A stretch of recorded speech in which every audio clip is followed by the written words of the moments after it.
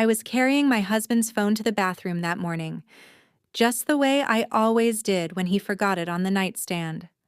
I've always been the kind of wife who paid attention to the little things. I picked up his socks, folded his shirts, remembered the names of his coworkers better than he did. It was such a small act, walking toward the bathroom with steam already creeping out from under the door and the sound of water running.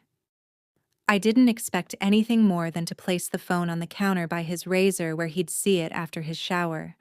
But sometimes life doesn't give you a warning before it changes.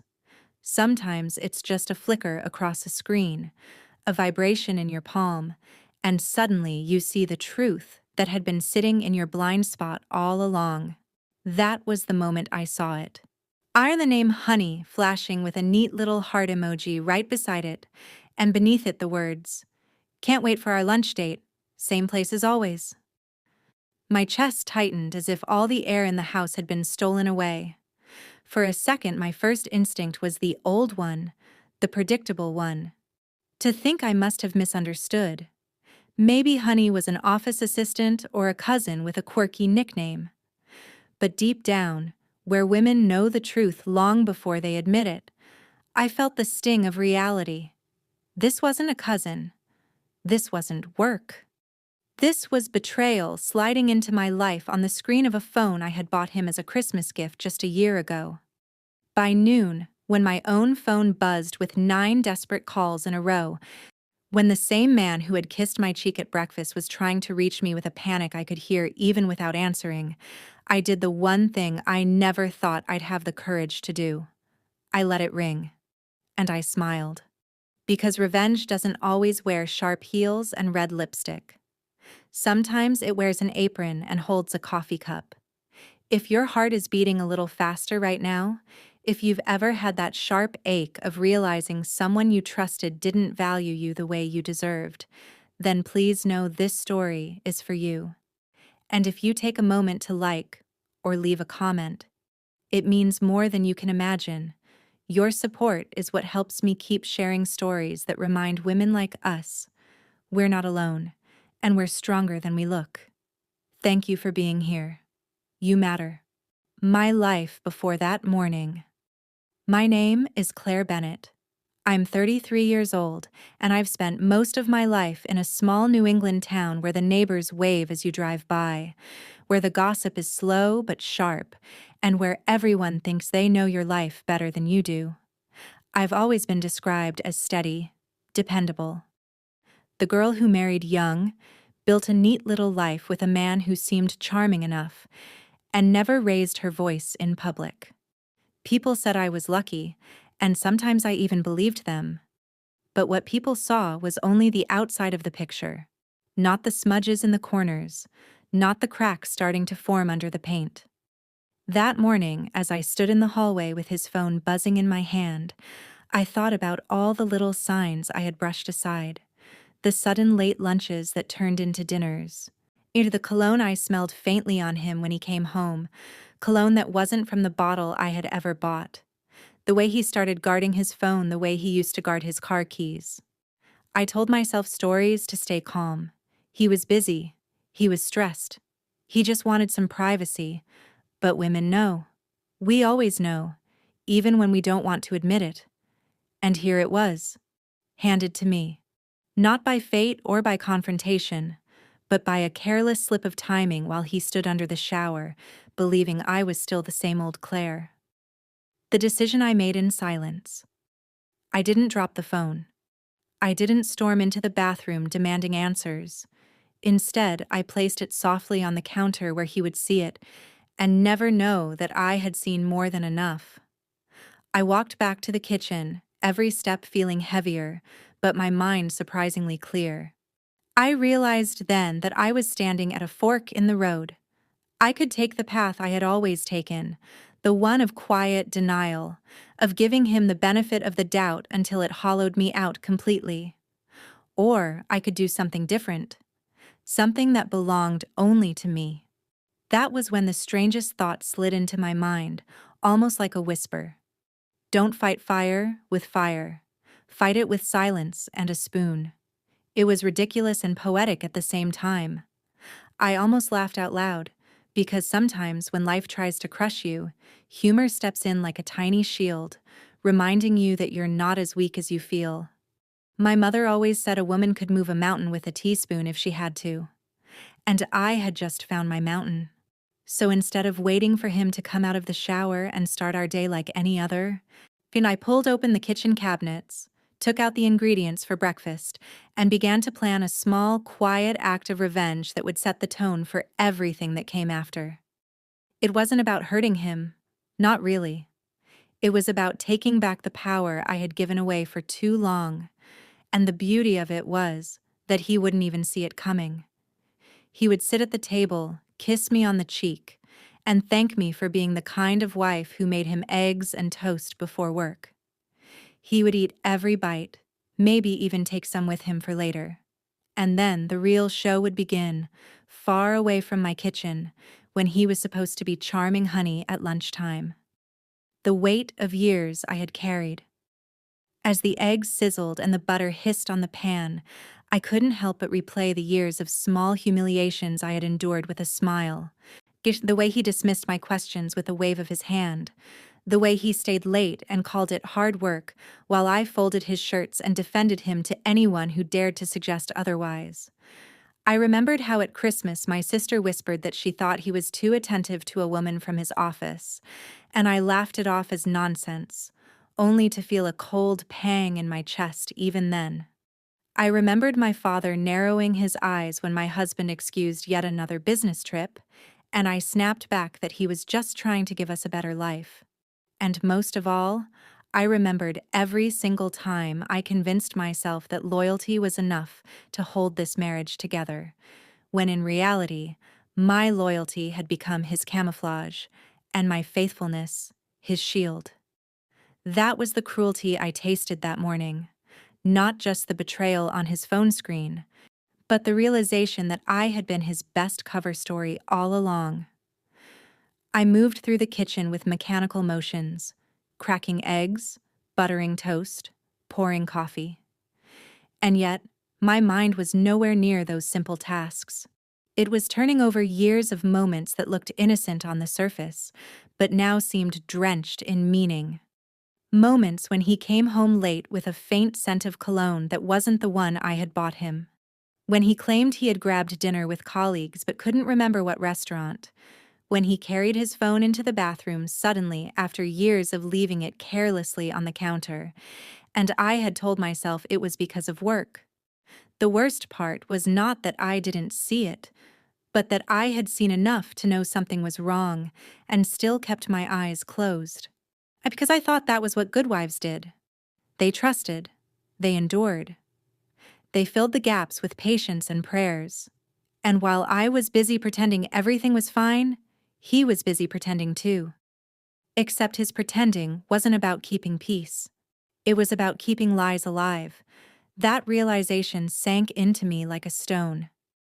I knew in that moment that the injustice was not only his betrayal, but my years of silence, my endless excuses, my willingness to carry the weight of faithfulness alone while he walked freely. What I almost did and why I didn't. As I whisked the eggs harder than I meant to, I thought of how easy it would be to storm into the bathroom right then, to throw the phone at him, to scream and demand the truth.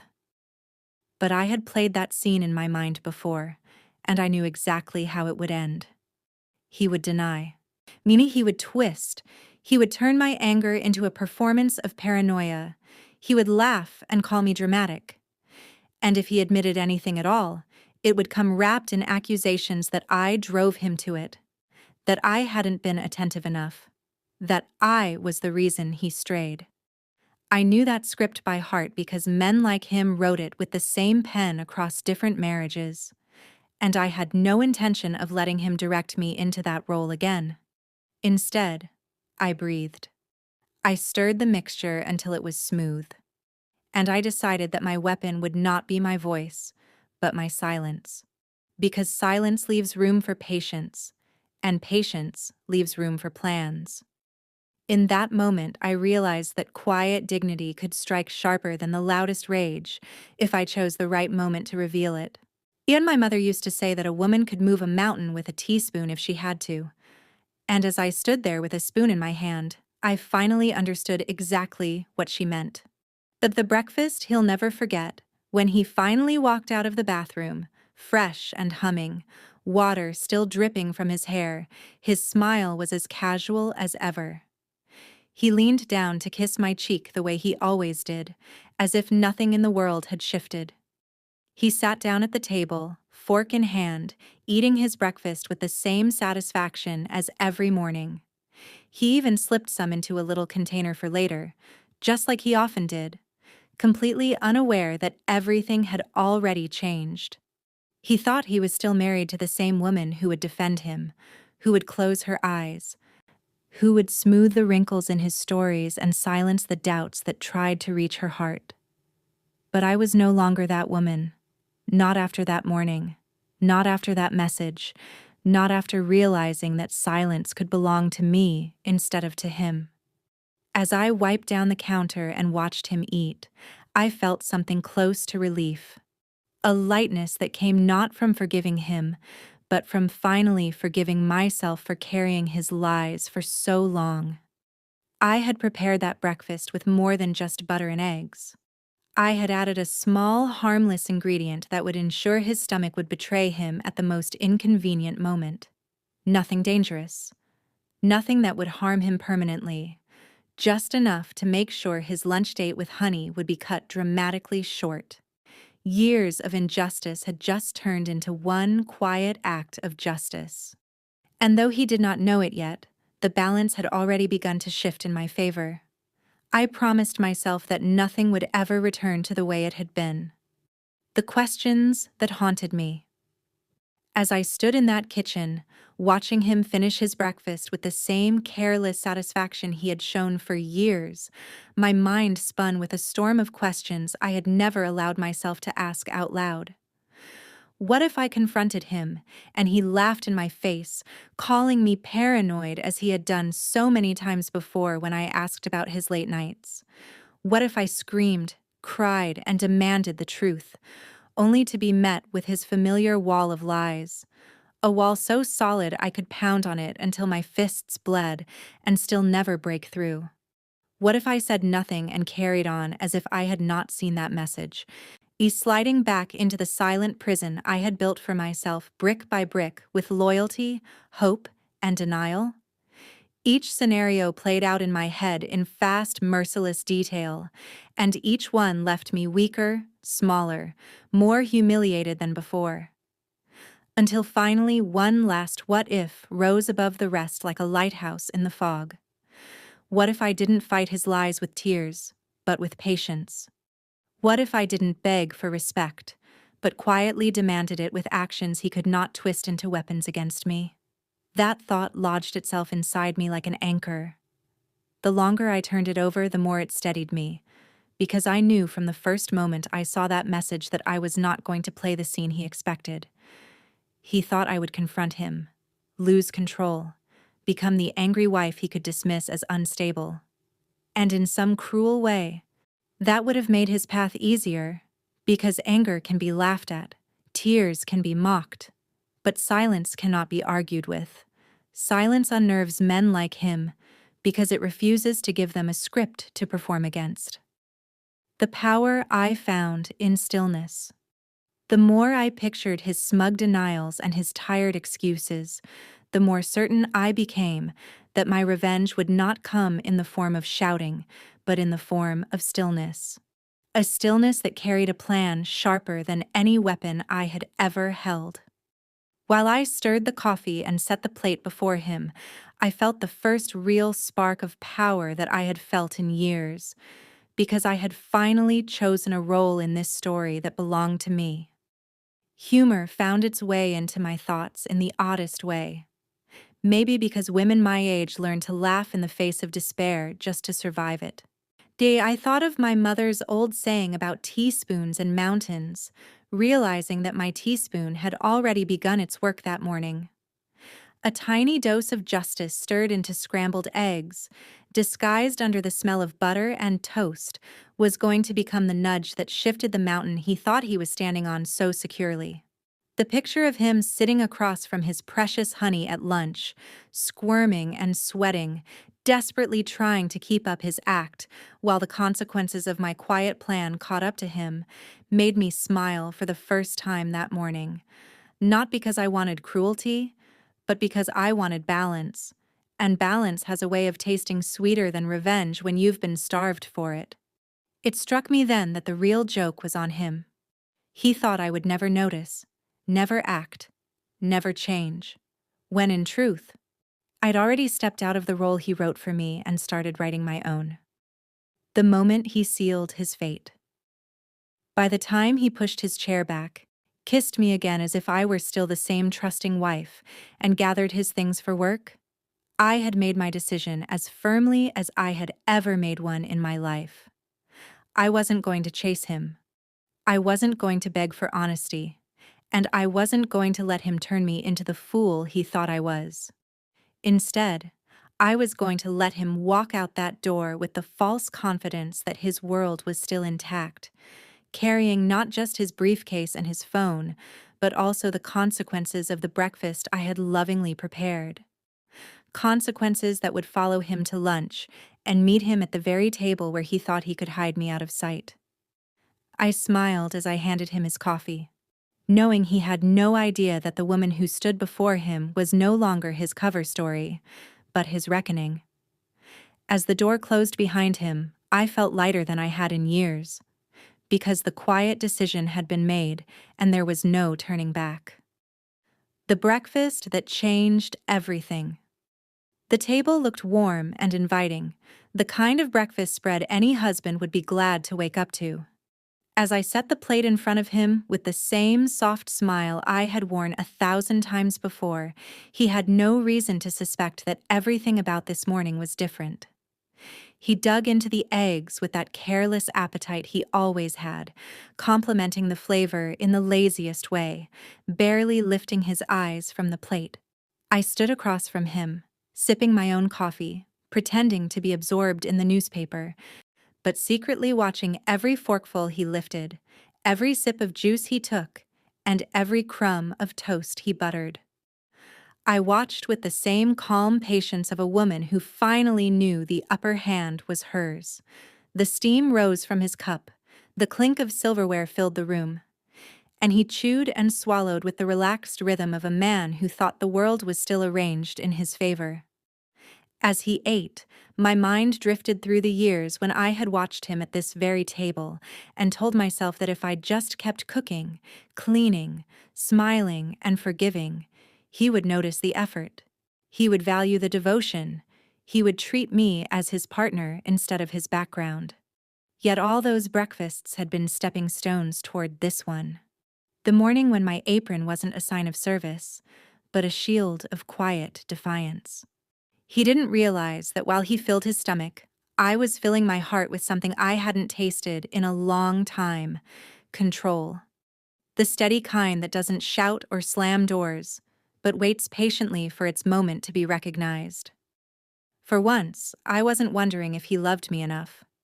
I was wondering if he would make it to lunch with his honey without learning just how fragile his balance really was. His greed became his undoing. The moment that sealed my decision came almost casually, as so many important moments do. He finished the last bite on his plate, and then without hesitation, reached for a small plastic container from the cabinet. He scooped in a portion of eggs and toast with that thoughtless entitlement that had always defined him. I had spent years watching him take what he wanted from my time, from my patience, I from my faith, never asking if there was anything left for me. And here he was again, taking the food I had prepared and tucking it neatly into his bag, unaware that he was carrying with him more than just breakfast. The irony was almost poetic, because in his greed to grab a little extra for later, he had carried away the very tool of his undoing. And I didn't have to say a word. I only wiped the counter and nodded as if nothing about this morning had shifted, when in truth, Everything had tilted in my favor. Before he left, he leaned down and kissed my cheek. A gesture that had once made my heart flutter, but now only made my skin burn with the memory of the message from Honey. And yet, I kept my face serene, allowing him to believe he still held the same place in my heart. He thanked me absently for breakfast, grabbed his keys, and walked out the door, humming. While I stood in the kitchen with the quiet satisfaction of a woman who had set something in motion that could no longer be undone. The sound of the door closing was softer than thunder, but in my mind it carried the weight of a storm rolling in. A storm he had no idea was already overhead. As I looked at the empty dishes and the faint ring of his coffee cup on the table, I smiled to myself, knowing that my silence had spoken louder than any accusation ever could. Waiting for the storm to break. By the time the clock in my kitchen ticked its way toward noon, I had settled into the kind of ordinary morning that would have looked peaceful to anyone peeking through the window. Folding laundry with steady hands, wiping down the counters, sorting the week's mail. Yet inside me there was a quiet anticipation. Because I knew what he didn't know. I knew that somewhere across town his carefully woven double life was about to unravel thread by thread. And I had only to wait for the sound of my phone to confirm it. The first vibration came just as I was stacking clean towels. When I looked down to see his name lighting up the screen, a strange calm washed over me. Because this was not the usual husband checking in or reminding me of an errand. This was panic disguised as urgency. I let it ring until it fell silent.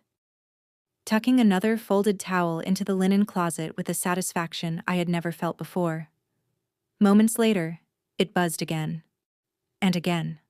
Until by the third call I was almost laughing at the irony. Because here was the man who barely called me during the day unless he needed something, suddenly unable to stop dialing, his desperation carrying itself through the walls of silence I had built. I set the phone face down on the counter and poured myself another cup of coffee, letting the steam warm my face as I listened to the muffled vibrations shaking the wood beneath it, each one louder in my mind than any confession he could have offered. By the time I checked the screen again, the missed calls had multiplied. 5, 6, then 7. Climbing like footsteps on a staircase he couldn't climb fast enough. I felt no rush to answer. Because after all the times he had dismissed my questions and silenced my doubts, it was almost poetic to see him begging for my attention while I chose to grant him none. Imagining his perfect lunch ruined, I imagined the scene he must have been living in that moment. Sitting in his car outside some restaurant, or maybe already at the table with Honey, waiting impatiently. His stomach betraying him in the most inconvenient way. His smooth charm collapsing under the weight of discomfort he could not hide. His mind racing not just with how to explain himself to her, but with how to beg me for help without admitting what he had been planning. The thought of him juggling excuses, sweating through his shirt, fumbling with his phone, made me realize that revenge didn't always need an audience to feel satisfying. Sometimes it was enough to picture it vividly, to know that the balance was shifting in real time, and that every vibration of my phone was another crack in the confidence he had carried out the door that morning. When the 9th call finally flashed across my screen, I picked it up. Not to answer, but to hold it in my hand, to see his name glowing desperately, to feel the weight of all the years I had been the one waiting, wondering, doubting, and forgiving. And then to set it gently back on the table without lifting a finger. I smiled as I watched it fall silent again. Because in that quiet moment I understood something deeper than revenge. I understood that control was not about shouting louder or demanding confessions. It was about knowing I had already shifted the power in my direction. And no matter what excuses he stammered into the voicemail, no matter what story he tried to weave next, he would remember this day as the first time I chose myself over his lies. His desperate messages. The afternoon sunlight poured through my kitchen window in golden stripes. Yet the peace it brought me was the very opposite of what my husband must have been feeling at that same hour. Because while I calmly sorted receipts and planned dinner, his world was unraveling one thread at a time. I could almost hear the frantic shuffle of his footsteps. Imagine him darting out of some fancy restaurant bathroom, sweat beading on his forehead, phone clutched in his hand as he dialed me over and over. Each unanswered call another reminder that the balance had shifted. He had left the house that morning believing he was clever, believing he could keep two lives balanced without ever falling. But by noon, the quiet poison of his own choices was working against him. And I didn't have to move a muscle to make it happen. The messages began soon after the calls slowed down. Long strings of apologies that pretended to be accidents, excuses dressed up as coincidences, words that looked so flimsy against the truth I already carried inside me. He wrote that he wasn't feeling well, that he had to cancel his lunch meeting, that he would come home early to rest. As if I hadn't already pieced together exactly who that meeting was with, and exactly why he was so desperate to make me believe it didn't exist. I scrolled through his frantic words with the same detached calm one might use when reading junk mail, knowing that every letter he typed was not meant for me, but for the fragile image of himself he was trying to hold together. The image that had already shattered the moment I saw Honey's name light up on his screen that morning. Of the music of his desperation. I let the phone buzz and blink on the counter as I watered my plants, each vibration against the wood sounding less like urgency and more like music. A song of desperation that had been years in the making. For so long, I had been the one waiting for his attention, holding on to scraps of affection while he rationed them out between lies. But now the roles had reversed so perfectly that I didn't need to raise my voice or demand an explanation. All I needed to do was nothing. And in that stillness, I became the very center of his panic. The woman he had underestimated, the wife he had counted on to keep quiet, had finally gone silent in a way that left him gasping for breath. By the time his 10th message arrived, promising to explain everything, begging me not to be upset, even suggesting that we could go out for dinner together that evening, I almost laughed at the absurdity of it all.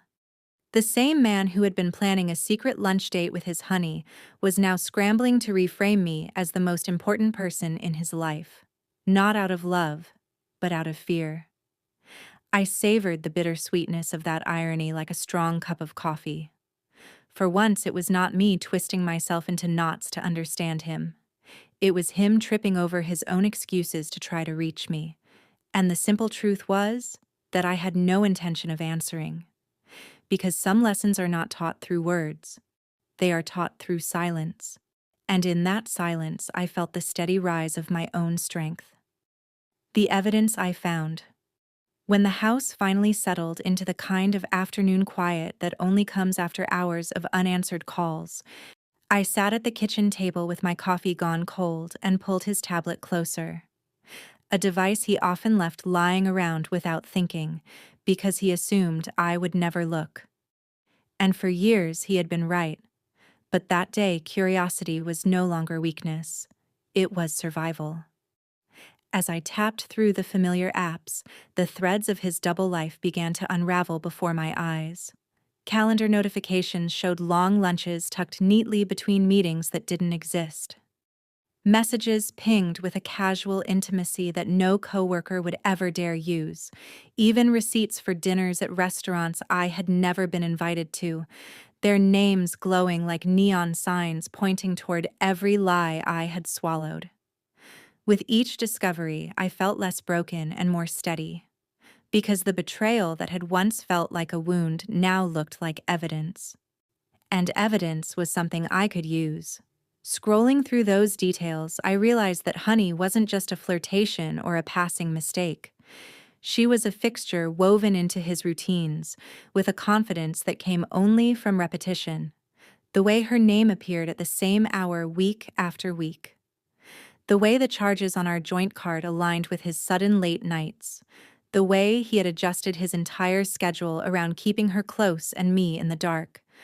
All of it painted a picture so clear I almost laughed at my own blindness. He hadn't just lied to me. He had built a second life on my silence, using me as the respectable front, while he played out his adventures behind the curtain. The clarity that came with truth. The realization burned, not because I had lost him, but because I had given him the benefit of the doubt for so long. That doubt was gone now, replaced with something far sturdier: resolve. The more I looked, the more I understood that his arrogance was his weakness, because men who juggle lies always leave fingerprints on the glass, and he had left them everywhere. There were half-hidden emails sent at midnight, notes on his phone labeled with initials that matched her name, even a clumsy selfie of the two of them buried in a folder he must have thought I'd never check. I stared at that picture for a long moment, not with tears, but with a strange clarity. Because there was no heartbreak left in me, only the certainty that this was not about me being unworthy. It was about him being incapable of loyalty. And once you see the truth like that, you cannot unsee it. No matter how many apologies arrive in the form of desperate texts. When I finally closed the tablet and set it back where he had left it, I felt calmer than I had in years. Because knowledge is its own form of revenge, and now I carried enough of it to reshape the future entirely. He thought the worst part of his day would be the stomach pain at lunch and my silence on the phone. But he had no idea that I had stepped into a new role altogether. Not as the woman who covered his lies, but as the woman who could dismantle them piece by piece. I wasn't sure yet exactly how I would use what I had found, but I knew one thing with certainty: he would never again live so easily in the comfort of my silence. That part of me was gone, and in its place stood someone he had never met before. A wife who had finally seen the hidden truth. Building my plan with precision. Once the initial shock settled into something cold and useful, I started to plan the way a person plans a quiet escape. With patience, small, careful steps, and the ruthless clarity that comes when you refuse to be fooled again. I laid out what I had found like evidence on a table and treated it the way any careful person would. I cataloged dates, screenshots, calendar entries, and receipts, backing everything up in a place he would never think to look, because his arrogance had convinced him I would never cross that boundary. I made copies, saved PDFs, and wrote a clear timeline in my notes app, each item a steady peg in the structure I was building. As I moved through that work, something shifted inside me from hurt to strategy, because nothing calms a racing heart like a plan. I closed bank access on a few small accounts we held jointly, not out of malice, but out of protection.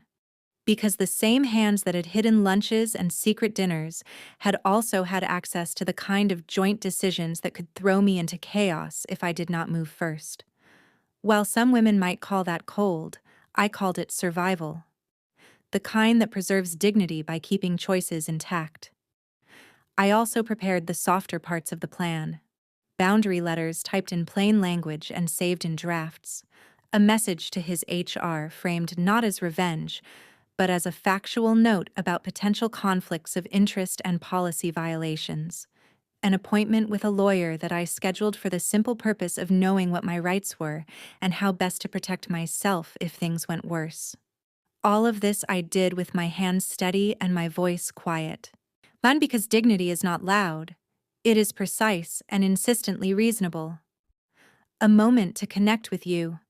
In the middle of that work, I paused to write a short, heartfelt note to you, the woman listening.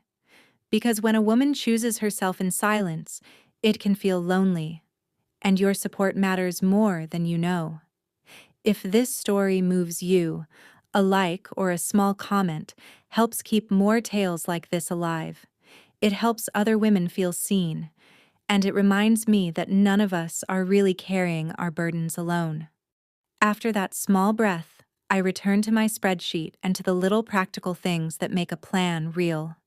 changing passwords, setting alerts for any new charges, saving copies of messages in a folder labeled plainly so I could find them, building the skeleton of an argument that would not need fireworks to prove itself in court or in front of family. I thought carefully about timing, because the truth delivers itself best when it is unavoidable and public enough to matter, but not cruel for cruelty's sake. I wanted his consequences to be proportionate, precise, and impossible to spin into my fault. Gathering my arsenal. I reached out quietly to a friend who worked part-time in legal admin and asked hypothetically about policies around workplace fraternization, the kind of conversation that would give me clarity without exposing my hand. I messaged an old acquaintance who knew how to file a formal complaint, so I could be sure the channels existed if I needed them. I also crafted a private letter in which I demanded transparency rather than drama, an ultimatum disguised as mercy. Full honesty and counseling if he wanted to rebuild trust, or a clean break with legal safeguards if he could not, or would not, stop lying. I typed that letter in a calm tone, because anger writes poorly when evidence is required, while facts speak with a steadier authority. Through all of this, I kept my face composed for him and my voice calm if he called. Because the greatest power is sometimes the refusal to be baited. Let him tremble under the weight of his own choices while I move forward with sense. When everything was in place, I closed my laptop, brewed fresh coffee, and walked through the house like someone who had packed for a journey, even if she had no immediate plans to leave. I straightened family photos, made sure important papers were visible and unassailable, and placed the documents I had printed in a folder labeled simply so that I could retrieve them if needed. There was no spectacle in it, no triumphant fanfare, only the quiet satisfaction of having done the work that protects you from chaos.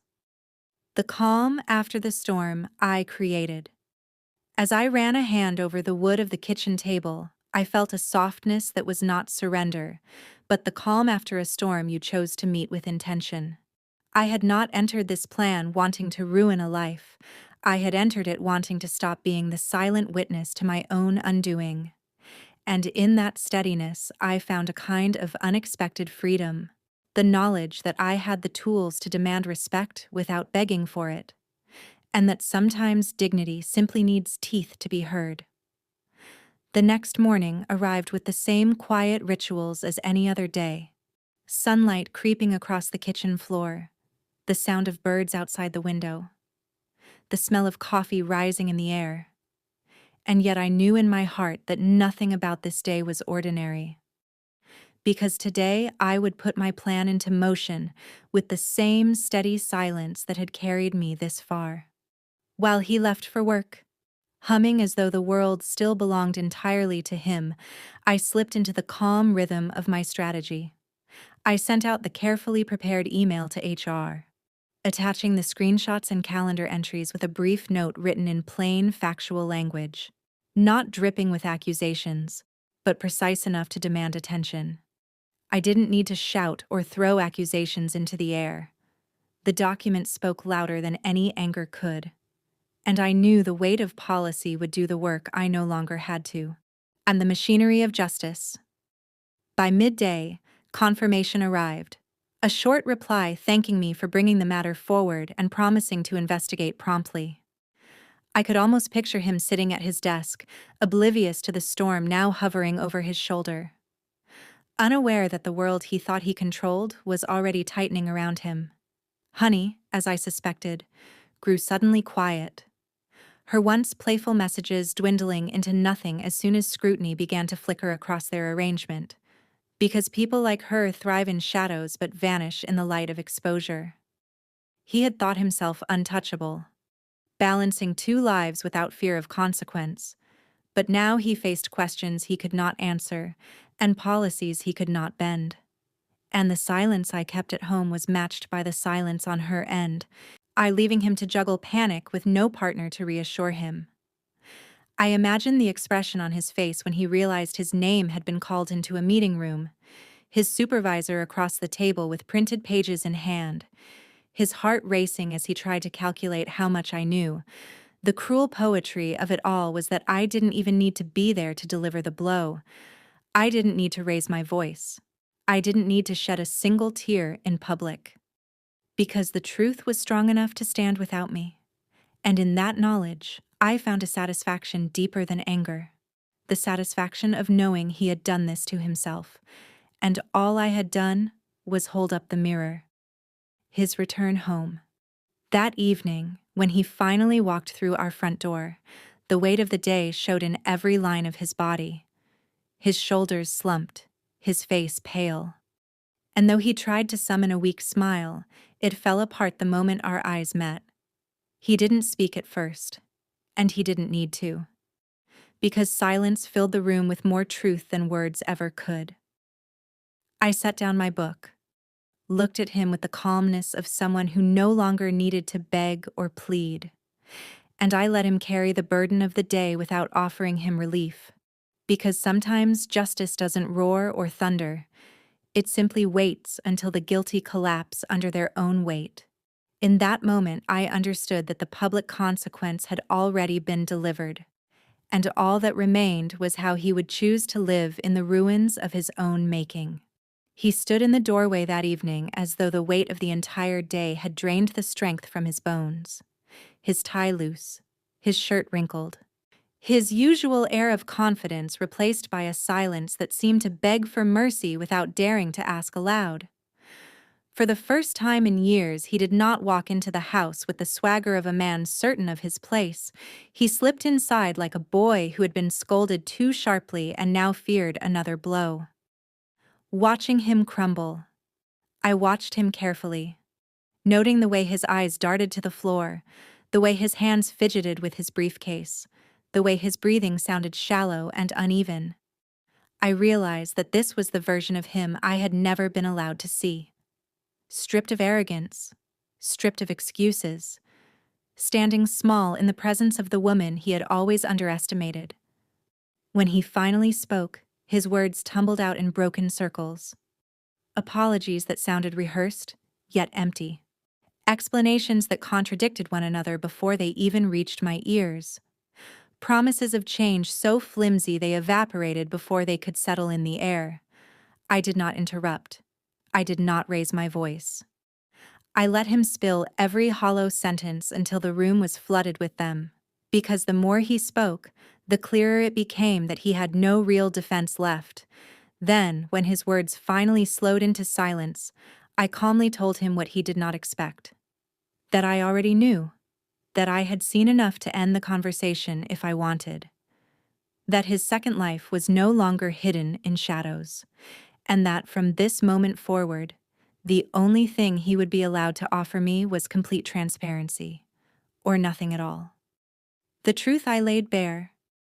I told him about the breakfast, about the moment I chose not to scream, but to act, and about how he had carried the consequences of his own greed into his day without realizing it. The way his face collapsed when he understood that I had been in control all along was more satisfying than any revenge scene I could have staged. He looked at me, not with anger, but with fear. Not because I had poisoned him, but because I had stopped being the silent shield for his lies.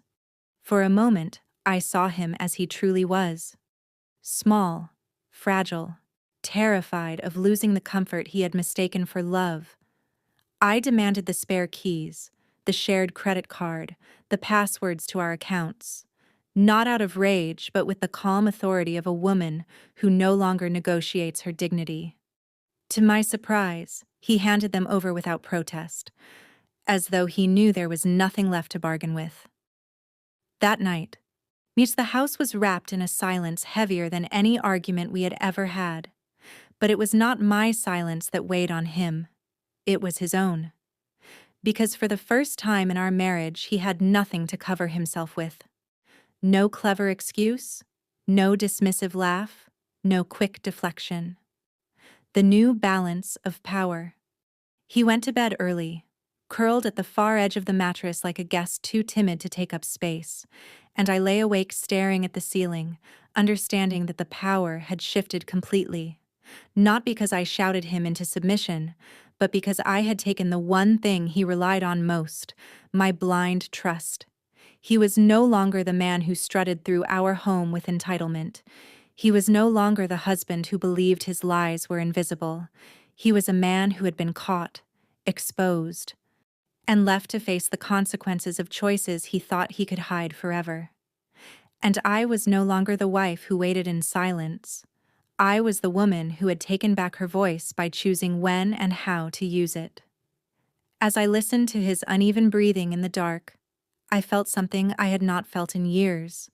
Not happiness, not yet, but the beginning of peace, the kind that comes when you stop betraying yourself to protect someone else's comfort.